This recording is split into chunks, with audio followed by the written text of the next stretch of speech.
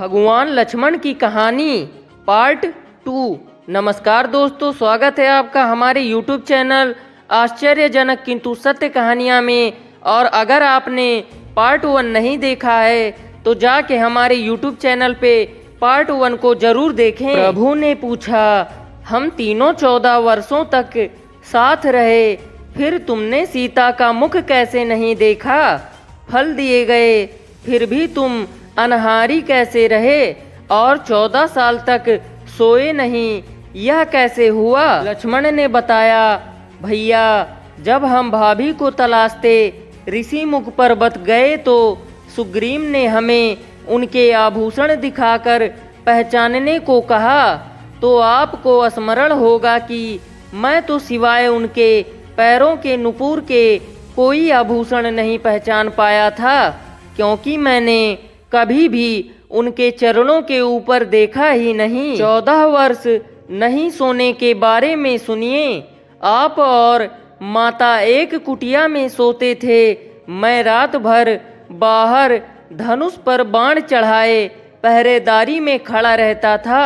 निद्रा ने मेरी आंखों पर कब्जा करने की कोशिश की तो मैंने निद्रा को अपने बाणों से बेध दिया था। निद्रा ने हार कर स्वीकार किया कि वह 14 साल तक मुझे स्पर्श नहीं करेगी, लेकिन जब श्री राम का अयोध्या में राज्य अभिषेक हो रहा होगा और मैं उनके पीछे सेवक की तरह छत्र लिए खड़ा रहूंगा, तब वह मुझे घेरेगी।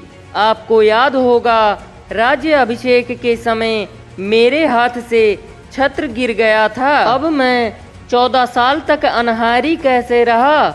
मैं जो फल फूल लाता था आप उसके 3 भाग करते थे। एक भाग देकर आप मुझसे कहते थे, लक्ष्मण फल रख लो। आपने कभी फल खाने को नहीं कहा, फिर बिना आपकी आज्ञा के मैं उसे खाता कैसे? मैंने उसे संभाल कर रख दिया। सभी फल उसी कुटिया में अभी भी रखे होंगे। प्रभु के आदेश पर लक्ष्मण जी चित्रकूट की कुटिया में से वे सारे फलों की टोकरी लेकर आए और दरबार में रख दिया। फलों की गिनती हुई, 7 दिन के हिस्से के फल नहीं थे। प्रभु ने कहा, इसका अर्थ है कि तुमने 7 दिन तो आहार लिया था। लक्ष्मण जी ने 7 फल कम होने के बारे में बताया। उन 7 दिनों में फल आए ही नहीं।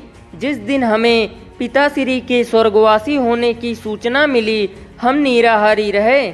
जिस दिन रावण ने माता का हरण किया, उस दिन फल लाने कौन जाता? जिस दिन समुद्र की साधना कर आप उससे राह मांग रहे थे, जिस दिन आप इंद्रजीत के नागपास में बंधकर दिन भर अचेत रहे, जिस दिन इंद्रजीत ने मायावी सीता को काटा था और हम शोक में रहें, जिस दिन रावण ने मुझे शक्ति मारी और जिस दिन आपने रावण वध किया, इन दिनों में हमें भोजन की शुद्ध कहाँ थी? आपको यह कहानी कैसी लगी नीचे कमेंट में बताएं और ऐसे ही कहानियों के लिए चैनल को सब्सक्राइब करें।